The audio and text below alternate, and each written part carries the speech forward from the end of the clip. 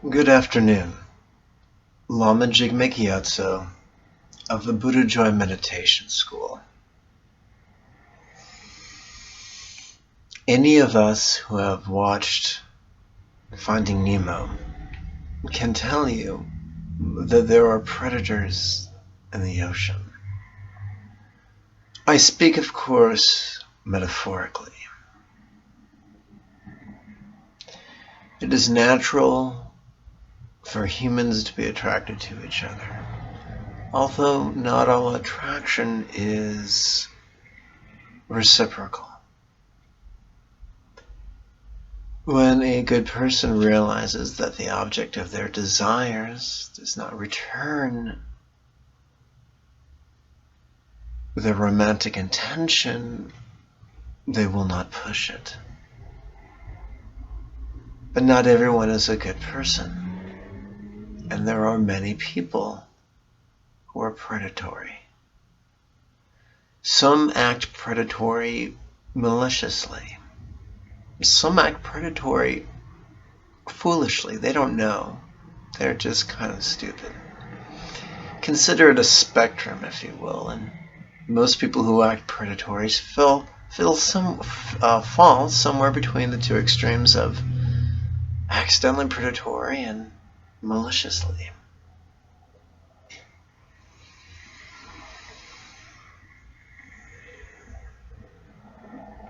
Many prize fighters will soften up an opponent with jabs before they go in for the knockout strike. Likewise, many romantic or sexual predators will first attack the heart and the mind of their quarry for approaching physically or attacking physically. It is good to be humble. It is good to be patient. It is good to be compassionate. It is good to be loving. But there is nothing loving, compassionate, humble, or patient about being a doormat. And when someone attempts to soften us up with blows to our heart, our self-esteem, our self-worth, don't stand for it. We don't have to engage a troll. We don't have to respond tit for tat. We don't have to ape abusive behavior. But we can say, I'm not available for this. This behavior right here, unacceptable. And they ask why? They don't deserve why. We get to say no. We don't need to make a case. It is our right to say, no, I find this unacceptable. When someone invades our personal space, when someone glowers at us with the eyes of a sexual predator, we are allowed to say no thank you. Sometimes we say no thank you with our mouth. Other times we say no thank you with our behavior. We make it clear they're no longer welcome in our life, and we back away. We get to say no thank you. We don't need permission to say no thank you. We get to assert ourselves. In the Tao Te Ching it is written, know the male but keep to the female. There are times when it's appropriate to assert ourselves. Not all the time, every day. That's a young lifestyle that's depleting and unsustainable.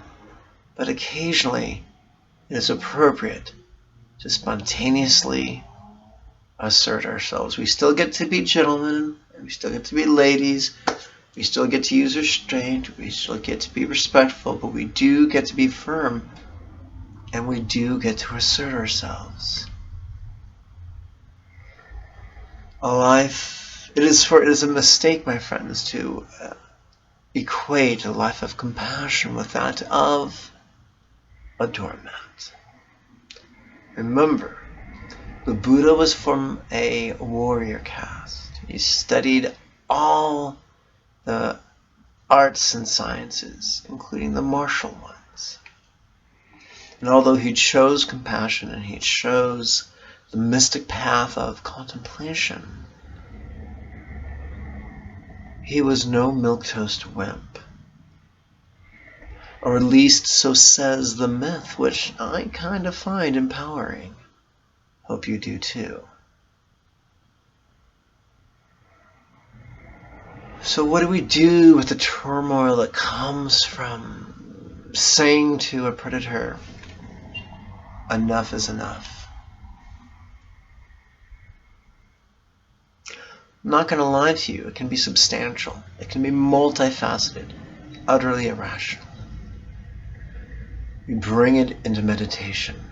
We sit, we notice, we relax, and we flow, letting the attention go wherever it wants to benign places, to disturbing places. And whatever we experience within our mind, in our body, in our heart, we notice and we relax. We relax our body as it perceives these things, not necessarily the sensation, the emotion, or the thought.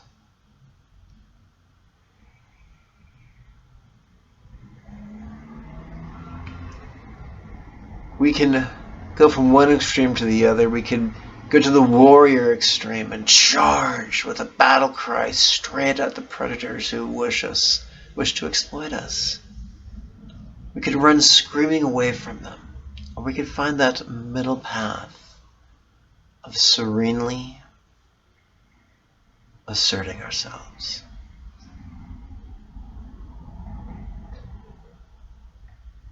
That's what I choose for myself. That is what I choose for you, for what it's worth.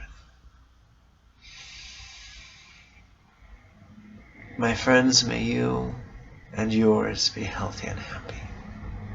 Happy weekend.